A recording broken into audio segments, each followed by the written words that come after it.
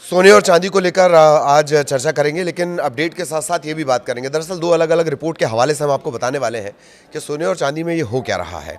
खास तौर पर चांदी में इस गिरावट की वजह क्या है, 1980 से इसकी तुलना क्यों की जा रही है, इसके अलावा आज क्या स्थिति है वो तो अपडेट में हम बात कर लेंगे। दो अलग अलग रिपोर्ट हैं, क्यों ये स्थिति बनती है और आखिर इसको समझने में ये नाकामी कहाँ आ रही है।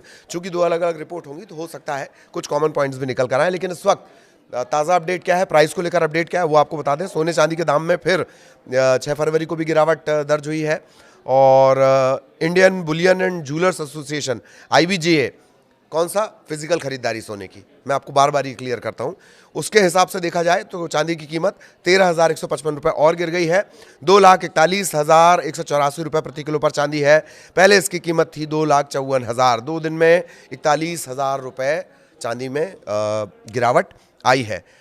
10 ग्राम 24 कैरेट सोने का भाव 1,013 रुपये कम होकर 1,51,000 रुपये पर आया है। इससे पहले ये 1,52,502 पर था।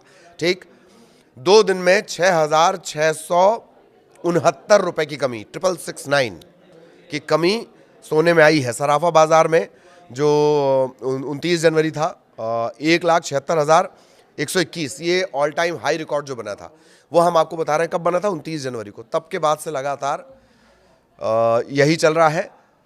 तब रेट पहुंचे थे 1,76,121 सोने का, 3,85,000, 3.25 से भी 10,000 ऊपर ये चांदी पहुंची थी। ऑल टाइम हाई ये था। और उसके बाद जो गिरावट है वो लगातार इसी तरह से बनी हुई है। 6 फरवरी सोने की कीमत की बात कर ली जाए, 14 कैरेट का सोना 88,000 से थोड़ा ज़्यादा, 18 कैरेट 1,13,000, 22 कैरेट 1,38,000, 24 कैरेट 1,51,000। ये 10 ग्राम के हिसाब से मैं आपको बता रहा हूँ। 18 कैरेट हो गया, 14 कैरेट हो गया, 22 कैरेट हो गया, 24 कैरेट हो गया। अलग अलग शहरों में इसके अलग अलग दाम है। कुछ शहरों के दाम मैं आपको बता देता हूँ। मुंबई 1,52,350, रायपुर 1,52,350, अहमदाबाद 1,52,000, दिल्ली 1,52,500, कोलकाता 1,52,350, भोपाल 1,52,400 और चेन्नई में 460, थोड़ा सा ज़्यादा। ये ताज़ा हमने आपको डिटेल्स बता दी हैं। तो 3 दिन में चांदी 1.5 लाख रुपए गिरी थी, शुरुआत के जो दिन थे। अब सवाल ये है कि सोने चांदी के दाम समझ क्यों नहीं आ रहे हैं, एक्सपर्ट्स को कैसे देख रहे हैं और एक्सपर्ट निवेशकों को क्या सलाह दे रहे हैं। दो अलग अलग रिपोर्ट के हवाले से हम पूरी बातचीत करेंगे। पहले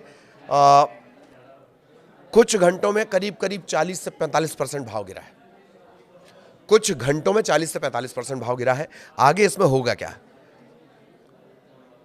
हालात इतने बिगड़ रहे हैं कि जो तेजी नजर आ रही थी चांदी में वो पूरी तरह से मिट गई है। कुछ घंटों में अगर 40-45% रेट गिर जाए तो यही होगा। तो आखिर ये जो व्हाइट मेटल है ये क्यों फिसलता जा रहा है?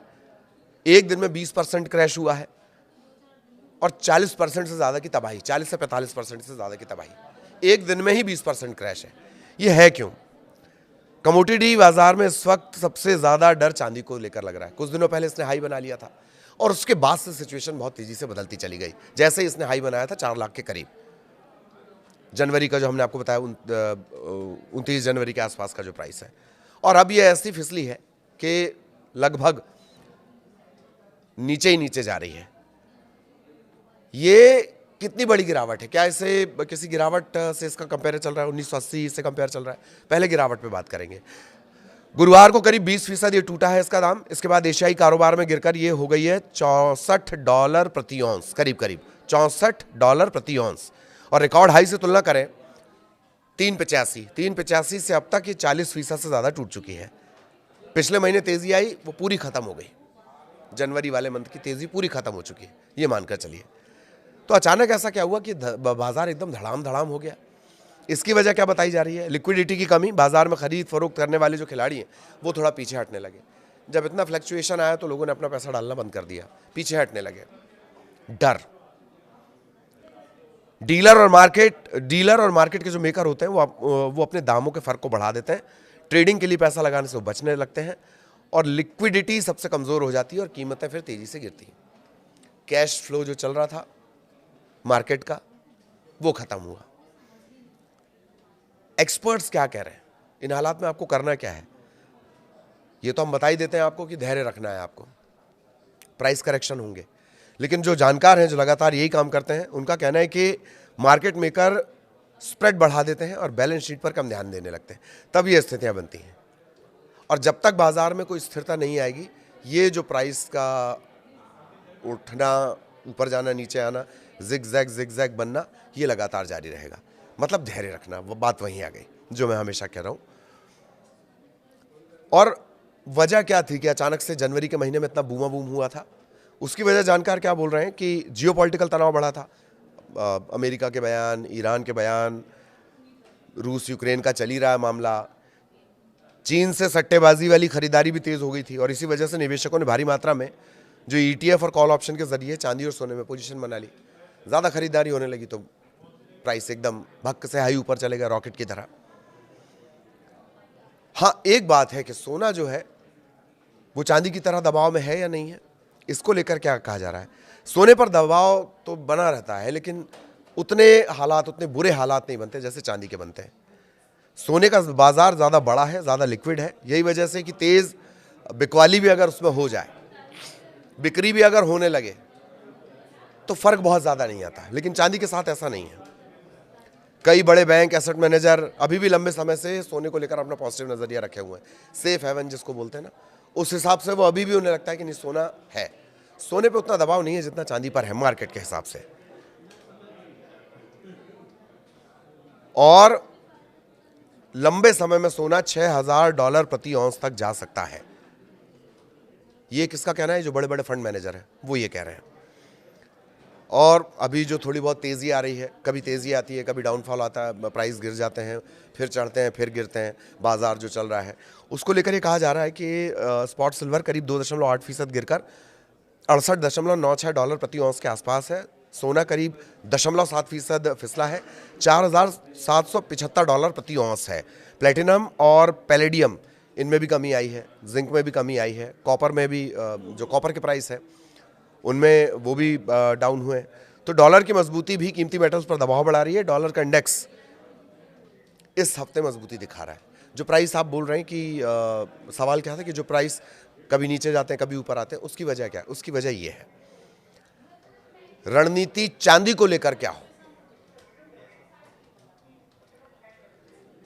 रणनीति चांदी को लेकर होनी क्या चाहिए आपकी? अगर आपने चांदी में निवेश किया हो, किसी भी तरह से किया हो, फिजिकली अगर आपने निवेश किया तो उसका मार्केट तो एकदम अलग हो जाता है। लेकिन अगर आपने ETF वगैरह में कर रखा है, वायदा बाजार में कर रखा है, शेयर मार्केट के थ्रू कर रखा है, तब जब तक स्थिरता नहीं आएगी इस तरह के तेज झटके लगेंगे। शॉर्ट टर्म निवेशक इससे बचें।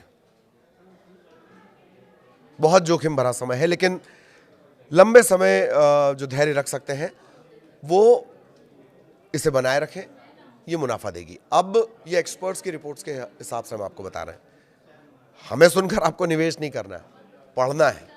और अगर चांदी में लंबे समय के लिए निवेश है तो आपको धैर्य रखना है। शॉर्ट टर्म निवेशकों के लिए साफ कहा जा रहा है कि नहीं। निवेशकों के मन में किस तरह के सवाल हैं वो ये है, चांदी में जो तेजी थी क्या वो बबल तो नहीं था? एक सवाल ये भी पूछा जा रहा है बार बार, बुलबुला तो नहीं था वो, हवा निकल गई, पट्ट से खत्म हो गया? क्योंकि आंकड़े इस तरह के हैं। जनवरी में MCX पर चांदी 4.2 लाख पहुंची, 6 फरवरी को MCX पर चांदी 2.3 लाख के नीचे आ गई। जनवरी फरवरी दोनों आंकड़े अपने हाई से करीब 45% टूट चुका है भाव। ये मैंने थोड़ी देर पहले बताया। लाइफ जो एकदम हाईएस्ट पॉइंट गया था, लाइफ हाई से 2 लाख रुपए सस्ती हो गई चांदी। और जो सिल्वर के ETF है वो भी करीब 40 से 45% टूटे, यानी शेयर मार्केट के थ्रू जिनने चांदी में निवेश कर रखा था। ये गिरावट है क्यों? अमेरिका और चीन के बीच ट्रेड डील को लेकर टेंशन कम होना, ईरान अमेरिका के बीच टेंशन में कमी, भारत के साथ अमेरिका ने ट्रेड डील कर लिया, सब चंगा सी बढ़िया हो रहा है, अभी अच्छा होता हुआ नजर आ रहा है, तो ठीक है, चांदी में इन्वेस्ट करने की जरूरत नहीं भाई। एक ये वजह भी जो जानकार है वो गिनाते हैं। चांदी का इस तरह का इतिहास रहा है, चांदी का इसी तरह का इतिहास रहा है, और अलग अलग जो जानकार हैं वो अलग अलग ETF भी सजेस्ट कर रहे हैं कि आप इसमें करें, आप इस ETF में जाएं। लेकिन कहना सभी का एक ही है कि आपको लॉन्ग टर्म में ही ध्यान रखना है। शॉर्ट टर्म में निवेश मतलब लहरों से खेलना हो जाएगा, और वो भी तब जबकि तैरना नहीं आता है तो। कीमतें तेज होंगी लेकिन रफ्तार बहुत धीमी रहेगी। इसमें किसी भी जानकार को संशय नहीं कि कीमतें तेज होंगी, रफ्तार धीमी रहेगी और ये फ्लक्चुएशन जब तक मार्केट स्थिर नहीं होता, ये फ्लक्चुएशन इसी तरह से चलता रहेगा।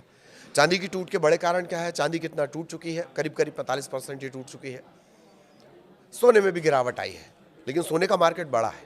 और चांदी के साथ हमने आपको एक बात और भी बताई थी कि डॉलर की मजबूती, वायदा बाजार के जो बड़े बड़े निवेशक हैं, जो सोने के साथ परिस्थितियां वो चांदी के साथ भी हैं। चांदी के साथ एक और प्लस एड ऑन है, वो ये है कि इसकी इंडस्ट्रियल डिमांड जो लगातार बढ़ती जा रही है। जैसे जैसे सोलर पैनल, एआई और ईवी की तकनीक बढ़ेगी, वहाँ उस सेक्टर में इसका इस्तेमाल होता है चांदी का। तो ये एक एड ऑन है चांदी के साथ, और यही वजह है कि इसके प्राइस जानकारों को भी बहुत चकित कर रहे हैं। तो ये जिगजैग लगातार बना रहेगा, लेकिन लॉन्ग टर्म के लिहाज से चांदी अभी भी महत्वपूर्ण है जानकारों की नजर में। बाकी बहुत ध्यान, सोच समझकर, पढ़कर और एक्सपर्ट से, फंड मैनेजर से राय लेकर आप उस रास्ते जा सकते हैं। सोने चांदी की क्या स्थिति है वो भी हमने आपको बता दी। आगे भी इसका अपडेट देंगे। नमस्कार।